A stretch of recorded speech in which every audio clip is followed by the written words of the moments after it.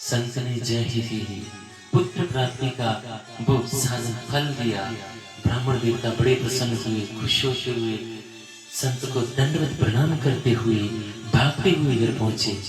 अरे भाग्यवान, अरे भाग्यवान, अभिष्ट वस्तु की सिद्धि जब हो जाती है तो मनुष्य की खुशी का ठिकाना नहीं रहता। उसी खुशी से चिल्लाते हुए ब्राह्मण देवता कहते हैं। अंदर से सुंदरी देवी ने आवाज सुनी, बाहर आई, क्यों गला फाड़ के चिल्ला रहे हो? संत कहते हैं, अरे भाग्यवान देख मैं क्या लाया हूं। क्या लाई हूं? जैसे ही ब्राह्मण देवता ने फल सामने रखा, धुंधली देवी कहती है, गला तो ऐसे फाड़ रहे हो जैसे हीरो का हार लेके आए हो। ये फल क्या लाए हो? अरे देवी, ये साधारण फल नहीं है, ये महान संतों का आशीर्वाद है। आशीर्वाद है? कहते हाँ, ये मुझे एक संत ने दिया है और कहा है इसको भक्षण करने के बाद तुम्हारी पत्नी के अवश्य पुत्र की प्राप्ति होगी। अच्छा, ऐसा कहकर धुंधली देवी ने कहा, इस फल को वहां रख दो, मैं नहाकर खा लूंगी।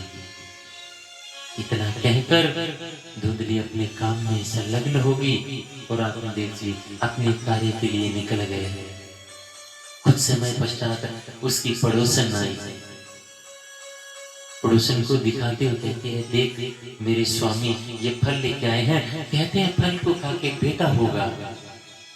अरे ऐसा भी कभी होता है? पड़ोसन बोली, देखो मैंने सुना है संतों के आशीर्वाद कभी व्यर्थ नहीं होते, इसलिए अवश्य ही इसको खाने से पुत्र की प्राप्ति हो सकती है। और कुछ नहीं भी हुआ तो तुम्हारा क्या गया, फल के गुण तो मिलेंगे ना। ऐसा कहते धुंधली देवी फिर आगे कहती है, अच्छा मैंने सुना है जब गर्भ में बच्चा हो तो बहुत सी मुश्किलों का सामना करना पड़ता है, हम भाग नहीं सकती। तो पड़ोसन कहती है, तूने कौन सी भाग प्रतियोगिता में भाग लेना है, तुझे क्यों दौड़ना है? कहते नहीं, अगर घर में आग लग गई तो मुझे भागना पड़ेगा, उस समय भाग नहीं पाऊंगी। पड़ोसन कहती है, तू अपने मन में ऐसे विचारों को मत ला, ठीक है? मेरे तो घर में मेहमान आने वाले हैं, मैं तो वहां जा रही हूँ, पर तू फल अवश्य खा लेना। पड़ोसन कह के चली गई। कुछ समय बाद धुंधली की बहन आई। अब उसकी बहन आई तो धुंधली ने अपनी बहन को भी सारा वृत्तांत बताया और वो फल दिखाया। धुंधली की बहन बोलती है, अरे ऐसे फल खाने से भी कभी बेटा होते हैं क्या? हाँ? कहते हैं, मैं गर्भवती हूँ और तुझे भी पुत्र की आवश्यकता है, तुम अपने स्वामी के सामने, समाज के सामने पुत्र की प्राप्ति, गर्भवती होने का ढोंग करना, ठीक है? और जब मेरे पुत्र की प्राप्ति होगी तो मैं पुत्र तुम्हें दे दूंगी। इस फल को तो अपनी गैया को डाल दे, तेरी गैया के लिए कोई संतान नहीं है और इसी बहाने से इस फल की परीक्षा हो जाएगी। धुंधली को उसकी बात जच गई। वो कहती है, ठीक है मैं ऐसा ही करूंगी। धुंधली ने चुपचाप जाकर वो फल गौ माता को खिला दिया।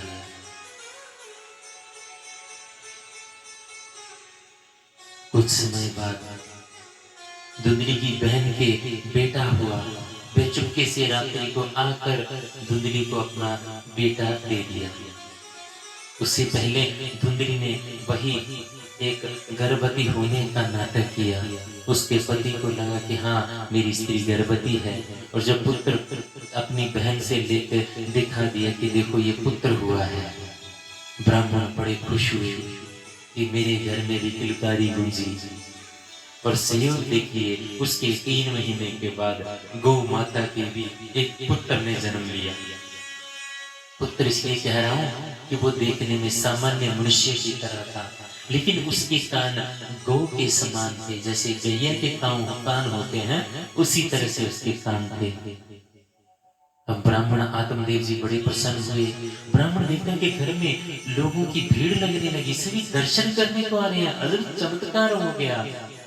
कहते सुनते थे हम कि देने वाला जब भी देता देता छप्पर फाड़ के।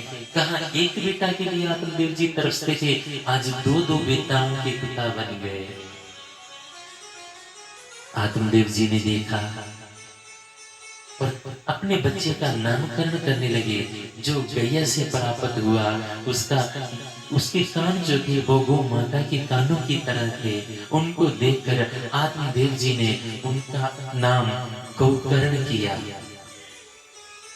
गौकर्ण प्रसिद्ध नाम उनको दिया। अब अपने बेटे का नामकरण करने लगे तो धुंधली देवी बोली, 9 महीने प्रसव की पीड़ा मैं झेल रही हूँ और नाम रखने के लिए तुम आ गए। नहीं नहीं, इसका नाम तो मैं ही रखूंगी। अच्छा ठीक है भाग्यवान, गुस्सा क्यों करती हो, तुम इसका नाम रख लो। कहती है मेरा नाम धुंधली और इसका नाम धुंधकारी। नामकरण हो गया, बच्चे बड़े होने लगे और जब बड़े हुए तो दोनों विख्यात हुए। एक विख्यात हुआ और एक कुख्यात हुआ। गोकर्ण जी जिस गली से गुजरते सभी लोग चरणों में लेट जाते, प्रणाम करते, और धुंधकारी जिस गली से गुजरता लोग अपने घर के दरवाजे बंद कर लेते, क्योंकि धुंधकारी उस संगति में गिर चुका था। नशे, भय विचार इत्यादि कृत्य करता, जहां किसी बच्चे को देखता उठा के तालाब और कुएं में फेंक देता। इसलिए जब धुंधकारी गली से गुजरता तो सभी लोग अपने घर के दरवाजे बंद कर लेते। उसके पश्चात अब आत्मदेव जी के पास हर दिन कोई ना कोई उलाहना होता। आत्मदेव जी परेशान हो गए और इतने परेशान हो गए कि फिर मन में विचार आया। घर से बाहर निकले, गोकर्ण जी ने जाते हुए देख लिया, क्योंकि धुंधकारी के कृत्यों को देखकर मन में पछताते, चिंता करते, सिर पकड़ के तीनों की भांति रोते। हे भगवान, कहाँ जाऊं, क्या करूं, किसके पास बैठूं और किसको अपना दुखड़ा सुनाऊं। दिल करता है आत्महत्या कर लो।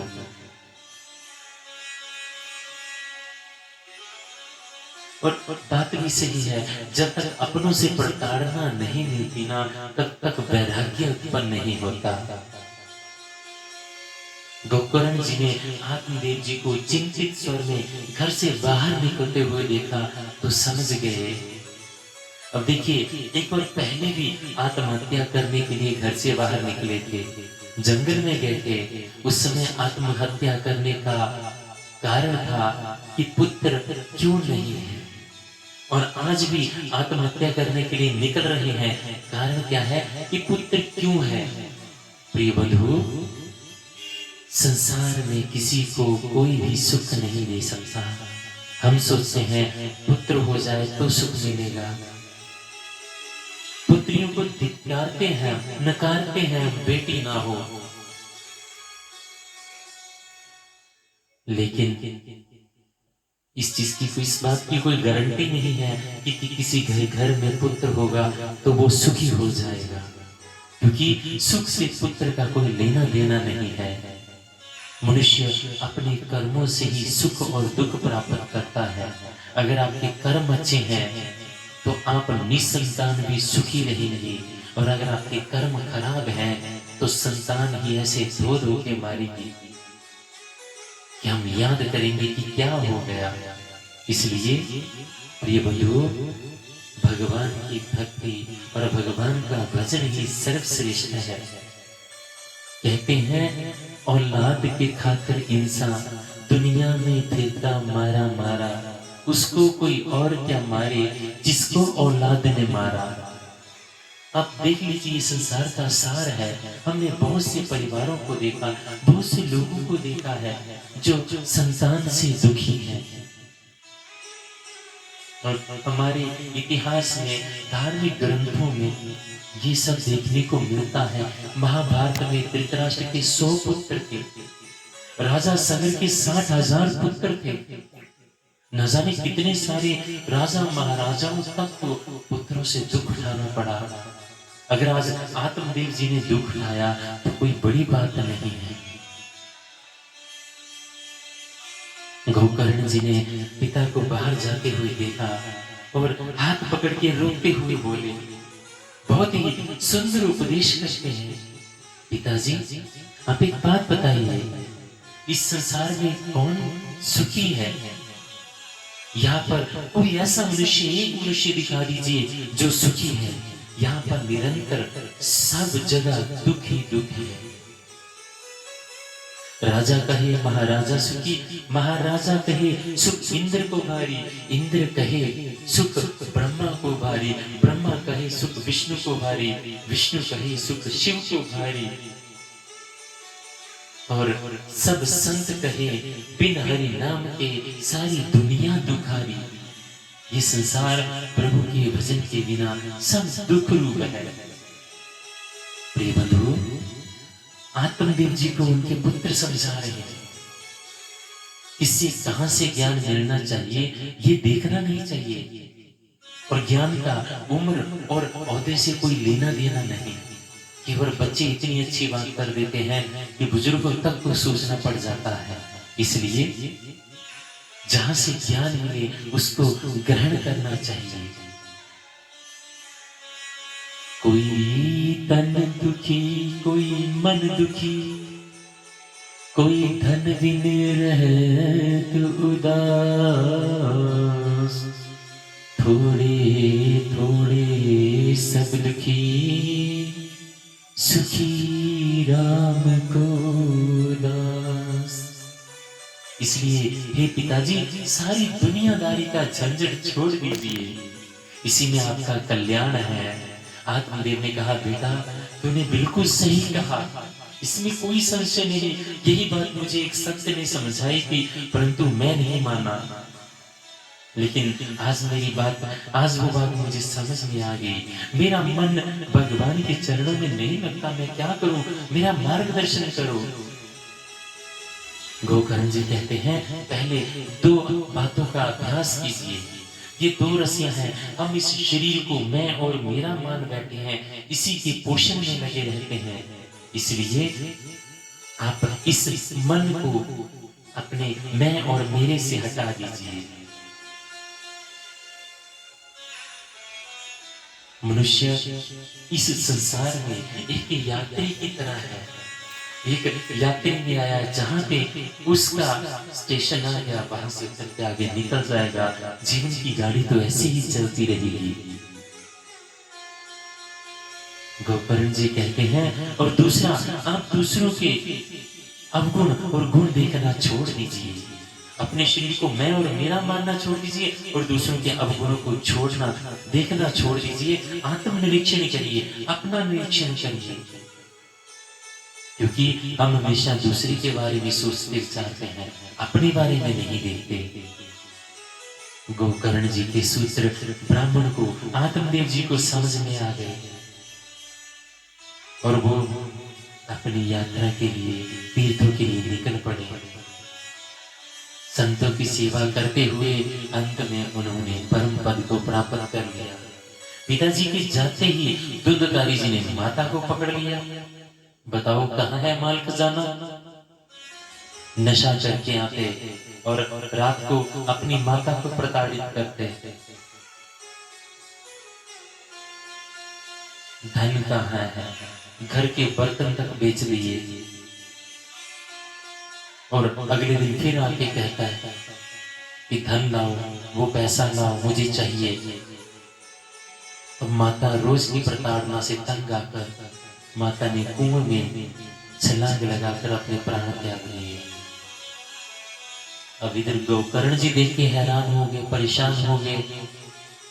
कहते, पिताजी वहां यात्रा में चले गए, माता जी कुएं में चली गई, अब मेरा नंबर लगेगा।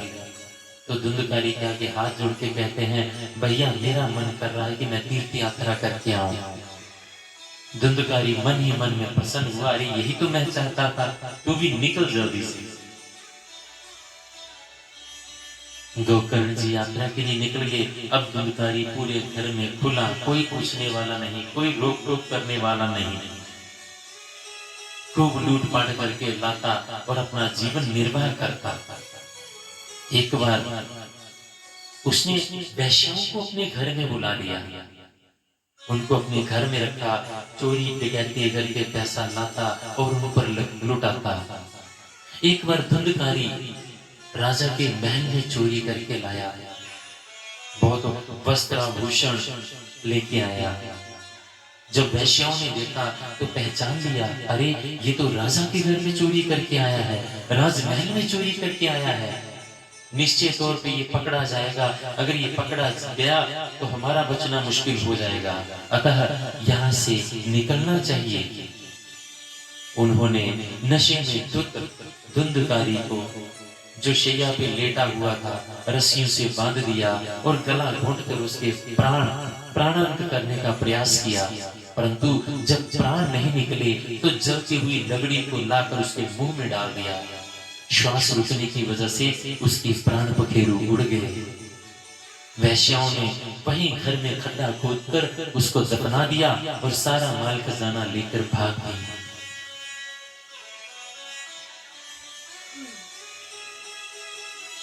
अब गोकर्ण जी को अपने भाई धुंधकारी की मृत्यु का समाचार मिला। उस समय वो गया जी में थे, तो उसी समय उन्होंने गया जी में उसका अंतिम जो पिंडदान संस्कार कृत्य जो भी दैविक क्रिया थी वो सब करने के पश्चात वापस एक बार अपने घर में आए।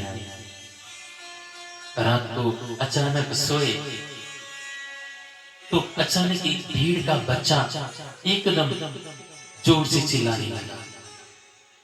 भेड़ के बच्चे से एकदम हाथी में बन गया, हाथी के बाद भैंसा बन गया। उसको देखते हुए गोकर्ण जी घबराते हुए बोले, अरे कौन हो तुम?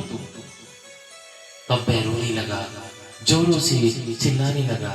तब गोकर्ण जी ने गंगा जल हाथ में लेके उसके ऊपर पानी के छींटे मारे, गंगा जल के छींटे मारे तो प्रेत आत्मा बोल पड़ा। क्या कहता है? अहम भ्रात्रा त्वदीयोऽस्मि धुंधकारी नामतः स्वकीयेनैव दोषेण ब्रह्मत्व नाशितं मया। उस प्रेत ने कहा, मैं तुम्हारा भाई धुंधकारी हूँ। मैंने जीवन में इतने पाप किए हैं कि उनकी कोई गिनती नहीं हो सकती। उन्हीं सब पापों के कारण मैं प्रेत बन गया। मेरा उद्धार करो भाई। अब गोकर्ण जी कहते हैं कि तुम्हारा तो मैं गया जी में श्राद्ध करके आया हूं, इसलिए तुम्हारा प्रेतत्व में तो होना नहीं चाहिए, तुम तो मुक्त हो जाना चाहिए। अब धुंधकारी बोलने लगा, मैंने कोई छोटे मोटे पाप नहीं किए, मैं महान प्रेत हूं और मेरा उद्धार गया जी में एक श्राद्ध करने से नहीं होगा। मेरे उद्धार का मार्ग खोजो भाई, मेरा ऐसे वैसे उद्धार नहीं हो सकता। गोकर्ण जी उसको आश्वस्त करते हैं, कोई बात नहीं भाई, मैं तुम्हारा उद्धार अवश्य करूंगा। प्रातः काल ही विद्वान ब्राह्मणों की सभा बुलाई और पूछा कि किसी का महान प्रेतत्व कैसे नाश हो, परंतु किसी के पास कोई उत्तर नहीं था। फिर गोकर्ण जी ने सूर्य भगवान की आराधना की। सूर्य भगवान जी प्रकट हुए और बोले, श्रीमद् भगवतान मुक्ति सप्ताहम वाचनम कुरु गोकर्णम निश्चयं कृत्वा वाचनार्थ परिवर्तितः। उसी समय गोकर्ण जी ने श्रीमद् भागवत जी का समारोह आयोजन किया। हजारों की संख्या में श्रोता इकट्ठे हुए। जैसे ही कथा आरंभ हुई, धुंधकारी भी भागता हुआ आया। अब कथा शुरू हो गई और धुंधकारी कथा पंडाल में आके खड़ा हो गया, लेकिन एक प्रेत होने की कारण, वायु तत्व होने के कारण इधर से हवा चलती तो उड़कर उधर चला जाता, उधर से हवा चलती तो उड़कर इधर चला जाता, स्थिरता नहीं थी। फिर अचानक उसे वहां पे 7 गांठों वाला एक बांस का डंडा दिखाई दिया। उसने उसमें प्रवेश कर दिया फिर हवा के झोंके उसको उड़ा ना पाए। वहां पर स्थिर बांस के डंडे में स्थिर होकर उसने कथा श्रवण आरंभ की। प्रतिदिन की कथा के अंत में हर एक गांठ टूट जाती। इसी तरह से जब सप्ताह पूरा हुआ तो धुंधकारी प्रेत योनि से मुक्त हो गया और दिव्य रूप को धारण करके दिव्य स्वरूप को प्राप्त कर लेता है और मुक्त कंठ श्रीमद् भागवत जी का गुणगान करते हुए गोकर्ण को प्रणाम करता है। दिव्य रूप धरो जातस तुलसीदास मंडितः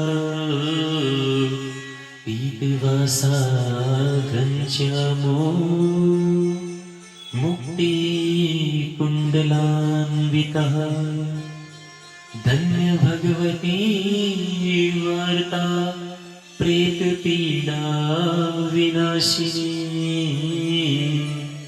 सप्ताहोऽपि धन्य श्री कृष्ण लोक फल प्रदाय। सभी के बीच में एक दिव्य विमान प्रकट हो गया। भगवान के पार्षदों ने धुंधकारी का हाथ पकड़कर उसे विमान में बिठा लिया।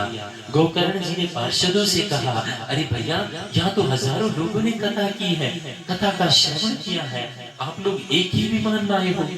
पार्षदों ने कहा, गोकर्ण जी, जिसका जैसा भाव था उसको वैसा ही फल प्राप्त हुआ है। जैसे धरती पर पानी तो बराबर गिरता है, लेकिन वह पानी कहीं कीचड़ के रूप में परिणित होता है। गंगा में गिरता है तो गंगा जल बन जाता है, सर्प के मुंह में गिरता है तो विष बन जाता है। पानी की बूंदें वही हैं, लेकिन अलग अलग परिणति होने के कारण वैसे ही रूप स्वरूप में परिवर्तित हो जाती हैं। सीप के मुंह में गिरने से मोती बन जाती हैं। अतः श्रवणस्य भेदेन फल भेद्रोत्र संस्थितः श्रवणं तु कृतं सर्वेन न तथा मननं कृतः। श्रवण तो सबने किया, परंतु मनन जो है उसको पूरी तरह से चित्रार्थ जो है वो इस धुंधकारी ने किया है। देखो भाई, कथा तो सभी ने सुनी, परंतु मुक्ति की अभिलाषा तो केवल धुंधकारी में थी। कोई तो ये देखने आए थे कि गोकर्ण जी कथा कैसे करते हैं, व्यासी कथा कैसे करते हैं, कोई रिश्तेदारी निभाने के लिए चला जाता है, परंतु धुंधकारी ने पूरी श्रद्धा से कथा सुनी है, तो सभी श्रोता निराश हो गए। तो गोकर्ण जी कहते हैं, कोई बात नहीं प्रिय बंधुओं, मैं फिर से एक भव्य कथा का आयोजन करूंगा, लेकिन उस समय आप लोग ध्यान रखना कि हर एक का लक्ष्य मुक्ति की प्राप्ति करना ही होना चाहिए। अगले ही महीने गोकर्ण जी ने फिर एक भव्य श्रीमद् भागवत जी का आयोजन किया। जब दूसरी कथा का विराम हुआ तो जितने श्रोता थे उतने विमान प्रकट हो गए। सब जगह जय जयकार होने लगी। आश्चर्य की बात यह है कि स्वयं श्री हरि विष्णु जी प्रकट होकर सभी श्रोताओं का अभिवादन करने लगे और गोकर्ण जी को हृदय से लगाकर उनकी भूरी भूरी प्रशंसा करने लगे। जैसे श्री राम जी के साथ सारे अवध के वासी साकेत धाम को गए, इसी तरह से गोकर्ण जी ने अपनी दिव्य कथा के रस स्वादन कराकर सभी श्रोताओं को भगवान के दिव्य धाम की प्राप्ति करा दी। श्री सनकादिकों ने नारद जी से कहा, अब तुम बताओ, धुंधकारी जैसा महान पापी जब मुक्त हो सकता है तो मरने के बाद सामान्य मनुष्य कथा के श्रवण को कर कर मुक्ति प्राप्त कर ले तो इसमें कौन सी बड़ी बात है। अब तो नारद जी प्रसन्नता से झूम उठे, भगवान का संकीर्तन करने लगे। उस कीर्तन को देखने के लिए पार्वती जी के साथ शंकर महादेव जी पधारे, ब्रह्मा जी पधारे। कीर्तन में प्रहलाद जी करताल बजाने लगे, उद्धव जी झांझ बजाने लगे, देव ऋषि नारद जी बीना की ध्वनि करने लगे। अर्जुन जी तान छेड़ने लगे, इंद्र मृदंग बजाने लगे, सनकादिक बीच बीच में जय घोष करने लगे, सुखदेव जी भाव युक्त होकर झूमने लगे। इस प्रकार गंगा जी के पावन तट पर महात्माओं सहित सभी देववृंद आनंद के मस्ती के साथ झूमते हुए भगवान के श्री हरि के गुणों का गान करने लगे। आइए हम और आप भी उन्हीं के गुणगान की तरह अपने भगवान के गुणगान में झूमते हैं। बोलो बांके बिहारी लाल की जय, कृष्ण मुरारी लाल की जय, श्री भागवत भगवान की